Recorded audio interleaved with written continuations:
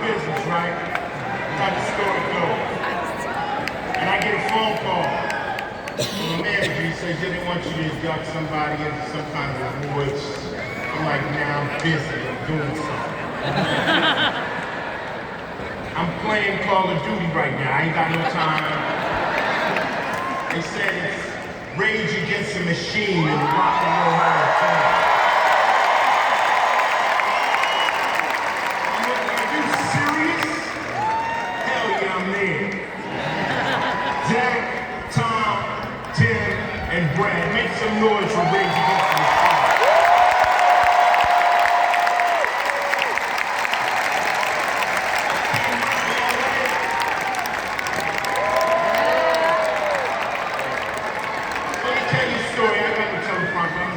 True story. We were playing, oh yeah, for some of you youngsters out there, I made a few records in my day too. I'm far from the motherfucking top. Don't get it twisted. So we were playing, my little band, we were playing this gig at a club called Madame Mom's in LA. With Danzig. And my guitar player, Ernie, runs into this guy named Tom Morello. Tom tells Ernie, he says, yo, I got this band I'm working on. I was in a band called Lock Up, but I got another band I'm working on. I want you to come to the rehearsal hall. So Ernie comes to the rehearsal, and he says, just check the band out, tell me what you think. And Ernie was like, yo, y'all don't need no help. What the hell? So Ernie says, I'll book you guys can open. We got a show in the Palace, at the Palace in LA. You guys can open. So Ernie comes to me and goes, yo, I found this band out in LA. They gonna open for us. I'm like, all right, whatever. So I go to sound check. Zach jumps 5 feet in the air. And I'm like, yo, that ain't no opening band. We gotta go on after them? Right out the gate, Rage Against the Machine was not a game. And in their career, they did things that impressed cats like me. You can't impress me with normal stuff. You gotta impress me with stuff like suing the U.S. State Department for using their music and Guantanamo Bay for torture.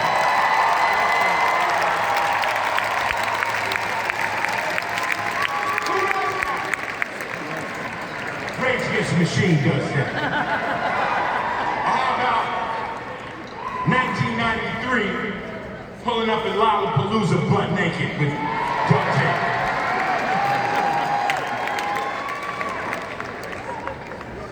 Protesting against the PMRC. Who does that? Rage Against the Machine does that. I respect the hell out of this band. They had 4 albums, so 16 million, 4 albums, so 16 million records. Not a bad ratio. But I love them. They're my brothers from LA. And I know you love them. This is the Rock and Roll Hall of Fame. Let's look at the movie. Great movie.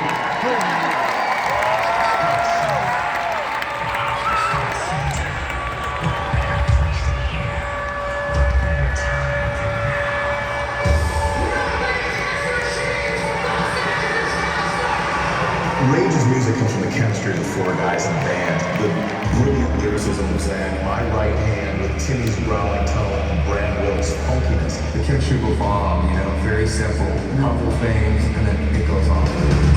75,000 people just losing their shit. It kind of always feels like it could go off the rails. There's such a release of energy, at the same time, a sense of unity.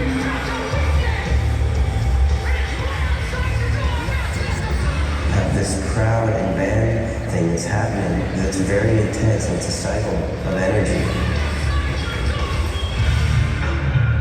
It was a punk rock ethos. There was zero commercial ambition. We didn't think we'd be able to book a club show. Sweaty, shirtless punk rock warriors with no audience. I mean, it sounded like Rage Against the Machine really from the get-go. I'm just exercising my right to free speech. I'm up there just venting. There's a lot of things I'm frustrated about. We're living in a very turbulent time. This song is about being an individual and using your strength as an individual to attack.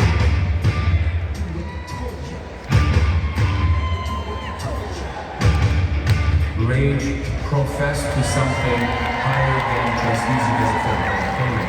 It really was incredibly inspiring. That first intuitive feeling of this tension building, this anger building, this frustration building was very, very powerful.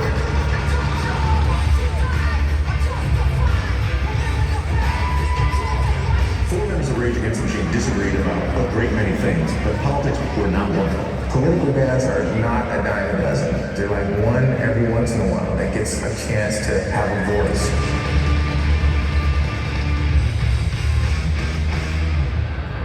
There will be peace in LA until we've established peace in Chiapas.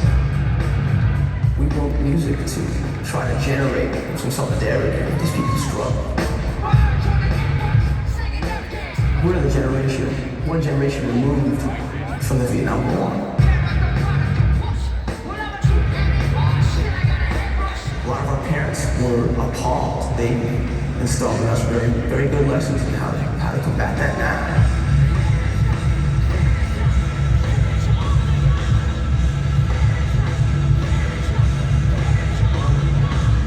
As the guitar player, I was the DJ in the band.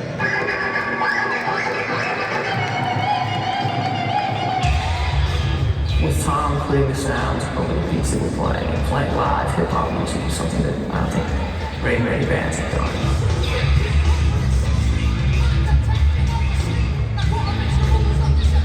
The messages about questioning authority feel to me as relevant and as fresh in 2023 as they did 30 years ago when we first heard these songs.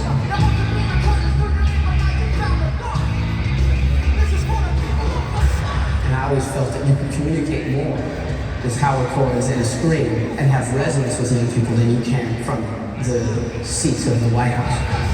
I am Chris Conley with MTV News outside the Democratic Convention in Los Angeles.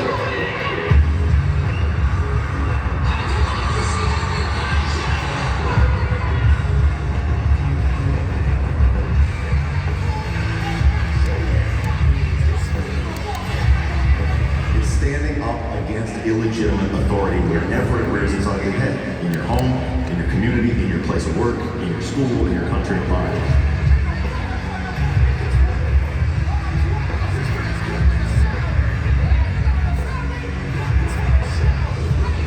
I think that people, once they are exposed to this kind of information, will act.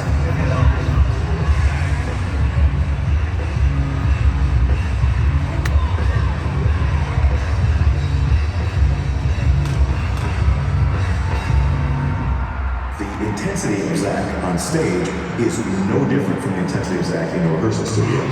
He's a preacher, the ringleader, the instigator. The way he spits out the vocals makes it feel so fucking vital.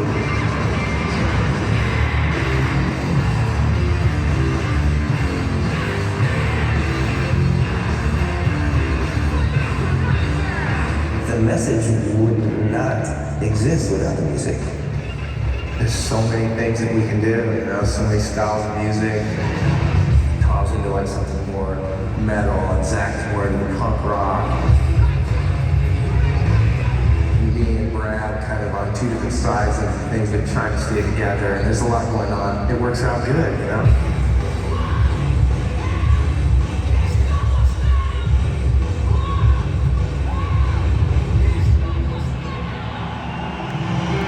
It always feels like what they're doing is in the moment. It feels like they're just speaking to you, communicating to you.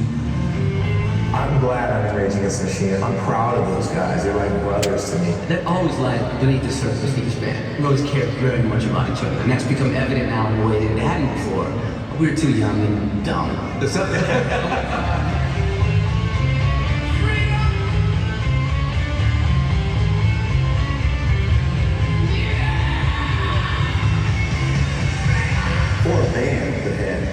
extremely combustible elements. To be able to make 4 records, to be able to play the shows that we did, I think it's a miracle.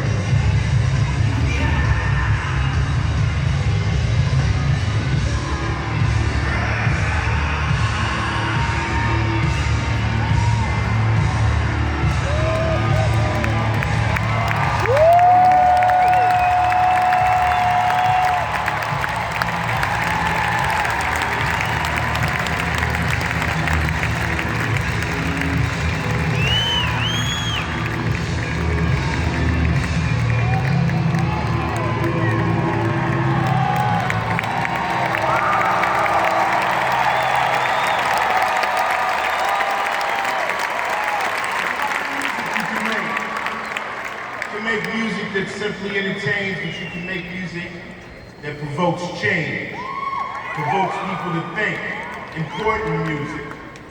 If you want to go down in history, you got to either make something or break something.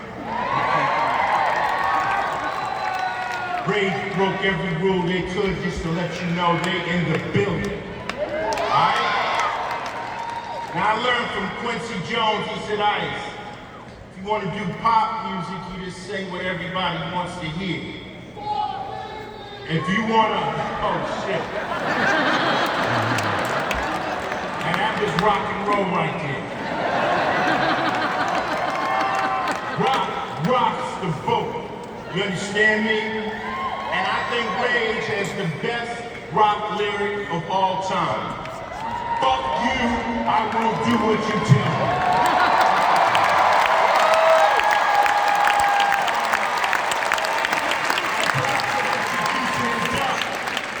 Rage Against the Machine into the Rock and Roll Hall of Fame.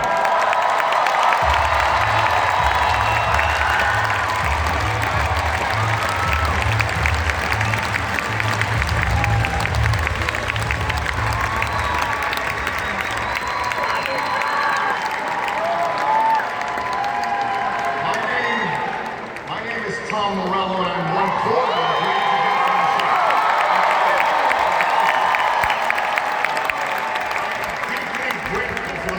Chemistry I've had the good fortune to share with Brad Wilk, Tim Comerford, and Zach De La Rocha. Like most bands, we have differing perspectives on a lot of things, including about being inducted into the Rock Hall. My perspective is that tonight is a great opportunity to celebrate the music and the mission of the band, to celebrate with the 5th member of the band, and that is Rage Against the Machine's incredible fans.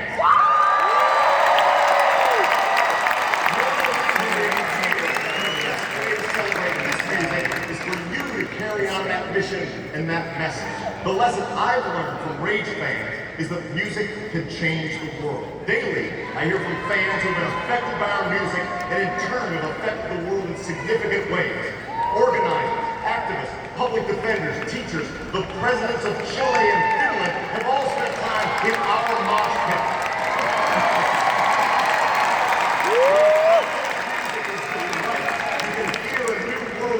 In the songs, skewering the oppressors of the day and hinting that there might be more to life than what was handed to us. Can music change the world? The whole fucking aim is to change the world.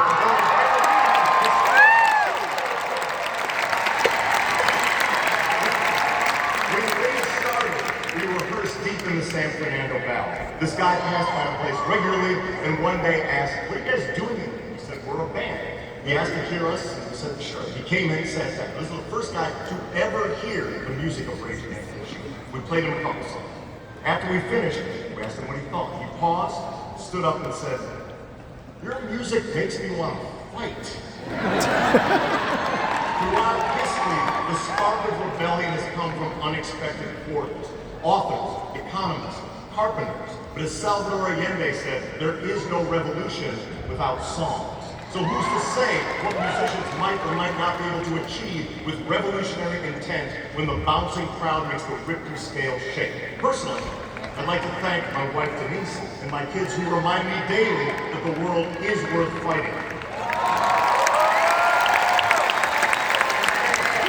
Musicians and change makers who helped shape the band's collective vision. Rage has also been fortunate to have so many talented co-workers and co-conspirators who have believed in the band. From Michael Goldstone, the guy who signed us and insisted the first radio single be an unedited song featuring 17 cuss words, to the greatest guitar tech of all time, Slim Richardson, thank you. And thanks and deep appreciation to the hundreds of others, from those who put up flyers to those who have moved mountains to amplify the message and the music. What I hear in the music is this, that the world is not going to change itself.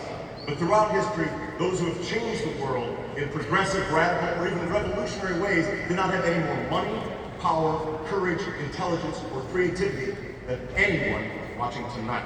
The world's changed by average, everyday, ordinary people who have had enough and are willing to stand up for a country and a planet that is more humane, peaceful, and just.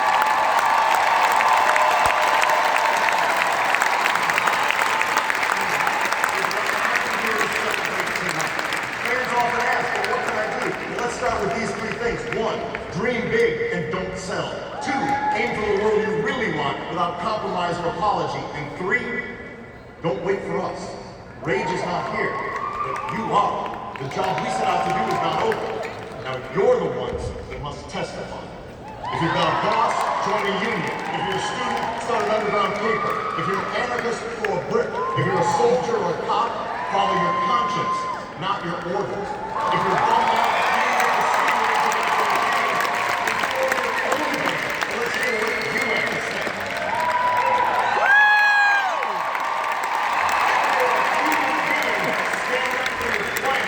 before it's too late. Yeah.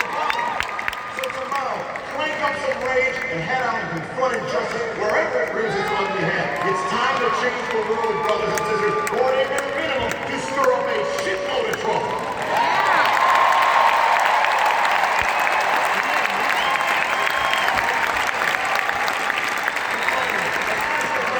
A special thanks to my mom, Mary Morello. Fan and a lifelong radical who turned 100 years old a couple of weeks ago. She's at home now, but she asked me to tell you this. History, like music, is not something that happens. It's something you make. Thank you very much.